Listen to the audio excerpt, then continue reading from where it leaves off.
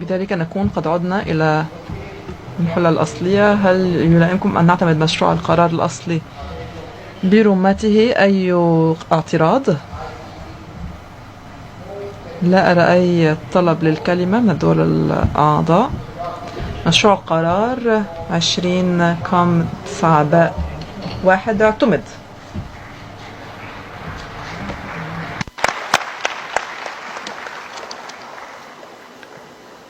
Algeria, you have. الجزائر، لكم الكلمة.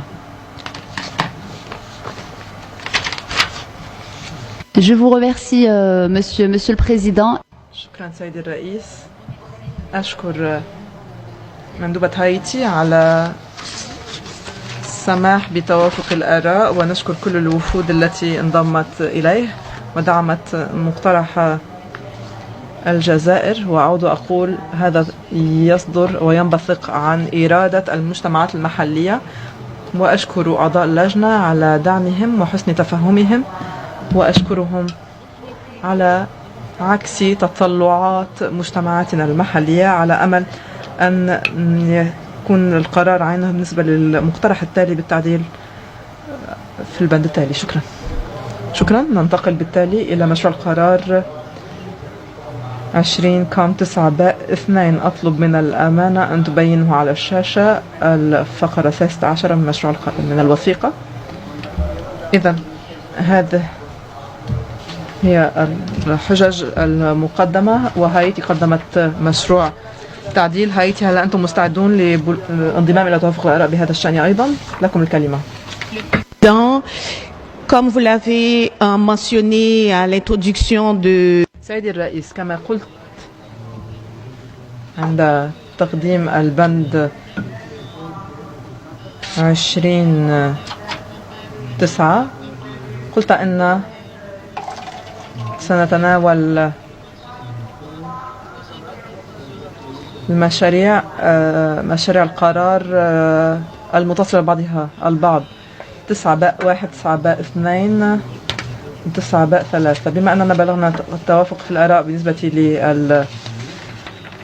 للمشروع 9-1، فيمكن شأننا شأن أو كما قمنا بالنسبة للمشروع القرار السابق، فنقبل بالانضمام إلى توافق الآراء. لكن هايتي تذكر أن تعديل اسم عنصر أدرج سابقا لابد ألا تكون الغرض من التعديل أن يؤثر في طبيعة أو نطاق العنصر الأصلي. ومهم جدا بالنسبة لنا أن تبت اللجنة في مضمون الفقرة 41 من المادة 12 الفصل الأول من التوجيهات التنفيذية، حتى تكون هذه الفقرة أوضح وأكثر دقة بما يسمح بتحاشي أي لبس في المستقبل. شكرا. Thank you. Even though 9B1, 9B2, 9B3 are interlinked. مشاريع القرار 9-1 9-2 9-3 متصلة ببعضها البعض، ولكن لابد أن نتناولها الواحد تلو الآخر. أطلب من العاملين في القاعة أن يعكسوا ما قالته مندوبة هايتي للتو. نشطب تعديل هايتي ونعود للصيغة الأصلية لمشروع القرار.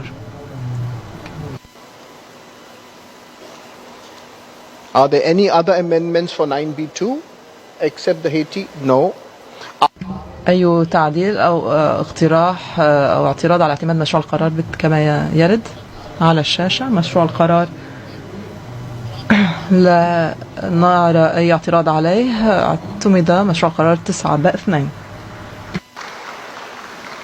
Algeria, you have the floor if you want it. الجزائر، لكم الكلمة إن شئتم.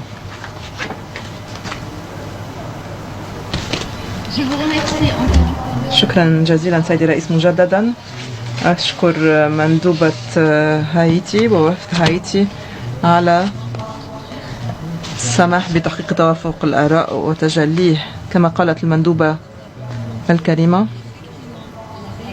كما قلنا وكررنا، فإن اللجنة أو عفوا عنصر أدرجناه على قائمة التراث الثقافي غير المادي، وأدرجنا عناصر أخرى، وإذا هو بند وعنصر مدرج أصلا. ونشكر اللجنة على عكس تسمية العنصر على نحو أفضل. سأعطي الكلمة لنقطة الاتصال، وهو مرجعنا لاتفاقية 2003 وتطبيقها في الجزائر. تفضل.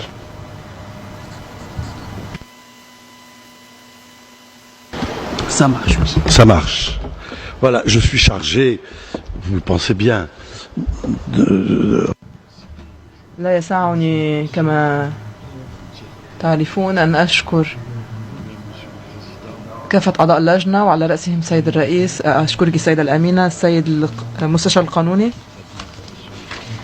أشكر إدارة اليونسكو برمتها على هذا القرار الصائب والذي يذهب في اتجاه تنفيذ إرادة المجتمعات. كلفت بأن أقول وأنقل لكم كم أن المجتمعات المحلية فخورة بما أنجزناه في هذا العصر، والمجتمعات التي أتحدث باسمها هنا اليوم تبلغكم بمدى افتخارها. وأتحدث بالذات عن مجتمع تلمسان، أن يسمعوا كلمة لبسة رفتان وأن تترجم بالفرنسية لبس القفطان وبالإنجليزية أيضا. لا يسعني أن أصف لكم كم أن هذه المجتمعات ستكون فخورة بالاعتراف بدرايتهم وحرفتهم وتقديرها والاعتراف بها مع احترام لمكانتها. وأنا طبعا مكلف بأن أقول كم أن المجتمعات المعنية بالساكنة للشرق الجزائر وفي الأعراس والحفلات والمناسبات السعيدة تجمع وتصنع الملابس والأزياء، الغندورة، الملح، فالقاط، الأرطفان وعدا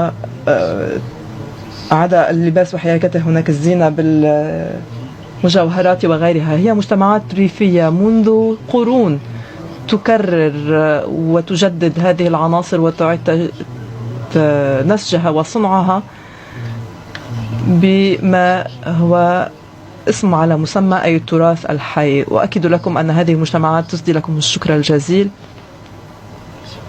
أشكركم بحرارة. أشكرك سيدي الرئيس، أشكرك السيدة الأمينة، وأشكر السيد المستشار القانوني، ونشكر كافة أعضاء اللجنة والدول الحاضرة هنا اليوم في هذا الحفل العظيم. شكرا.